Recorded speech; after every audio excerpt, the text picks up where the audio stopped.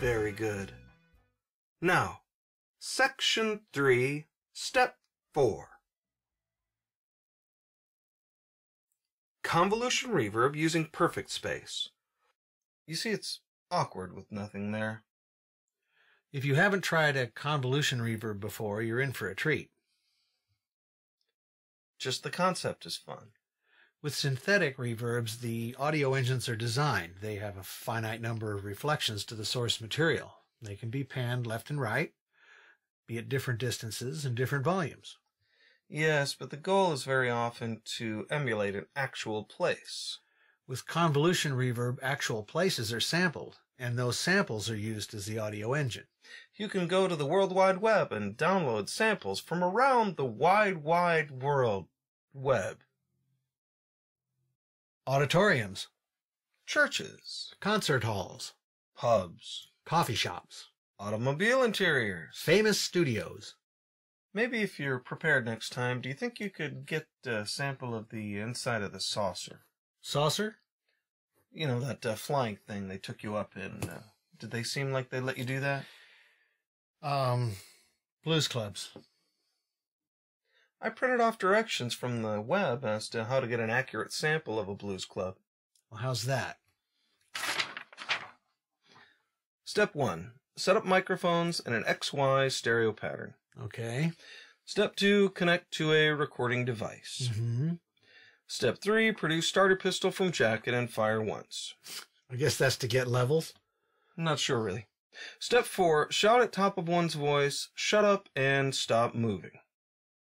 I see. Step 5. Fire once more, recording the reverb tail. Sounds good so far. And the final step, grab your equipment and run. Well, that sounds easy enough. Don't try that at home. Of course not. That'd give you a sample of your home. Unless you lived in a blues club. I tried it. Here's what I got.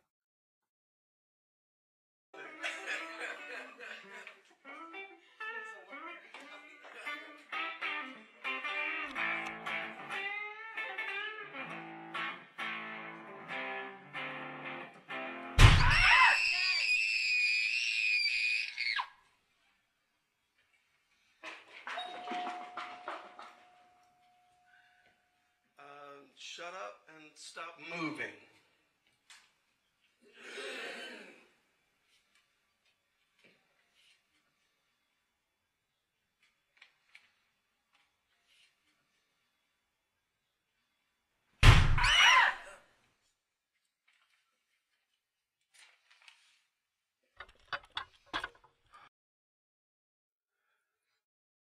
High-end and vintage equipment have also been sampled. Oh yes, guitar amplifiers, plates, all sorts of things. But I still haven't heard the inside of a flying saucer. We could make a mint on that. Convolution reverbs can take up quite a bit of memory. Yes, that's true. Let's neaten things up.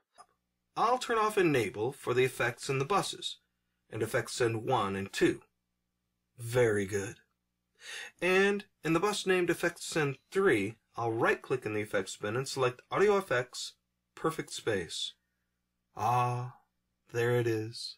We can normalize the settings on this device by clicking in the Presets drop-down list and selecting Default. We'll need to send signal to this bus. In the lead vocal channel strip, we'll turn on Effects Send 3. All right, here's where we select the audio engine and decide on Handsome John's environment. I think we should go with what the style of the song suggests. Oh, yes. I'm seeing a small bedroom with posters of personal heroes. Let's see, there's Miley Cyrus. Oh, and Beavis, and what's that other fellow's name? I wouldn't know. And there's Kenny. All right. Ah, and the centerpiece. A guitar amp. Oh, not at all. A Speed Racer bed. Let's click the Page button at the top left in the blue part of the window and select Look In drop-down. Local Disk, Program Files, Cakewalk, VST Plugins, Perfect Space, Real Spaces, Performance Hall XY FAR, and Open. Let's check the things we're not going to change. All right, let's make sure that the reverse is turned off. The auto gain is turned on, and the in mono is turned off. The left mono is turned off. The offset is set to 0.0, and the wet pan is set to center, or C. It looks like this effect is sending dry signal through as well as reverb signal. Let's set the dry output to -infinity and turn off its enable button. I'm dying to hear it. And let's turn it up a bit. All right, let's solo the lead vocal and play the track watching the effect send 3 bus meter, and set a rough effect send 3 send level a little bit too loud so that the meter in the effect send 3 bus is peaking at -18 to -15. I made a poster for my wall. 2 track lights point to you. I shouldn't creep you out at all, but I have to say, yes, I would lick your spit from the sidewalk, and I would clean your hairbrush with my teeth. Yes, I would lick your spit from the sidewalk. I can see him in that environment. Maybe he's gotten past security and is having fun playing with the equipment up on the stage after someone's show. Perfect space allows you to manipulate the stereo image in a way that's difficult to do in most other convolution reverbs. Yes, we're not talking about simply the difference between more wide and more narrow. The width control allows you to adjust the stereo image of the reverb throughout the course of its decay. Imagine that you recorded one single closed hi-hat hit. The reverb coming back to you immediately after that hi-hat hit can be narrow and adjusted to wider and wider as the decay continues. It's one of my personal favorites for lead vocal. Each sound going through the reverb starts out narrow and blossoms into a wide sound. It's surprising, even to me.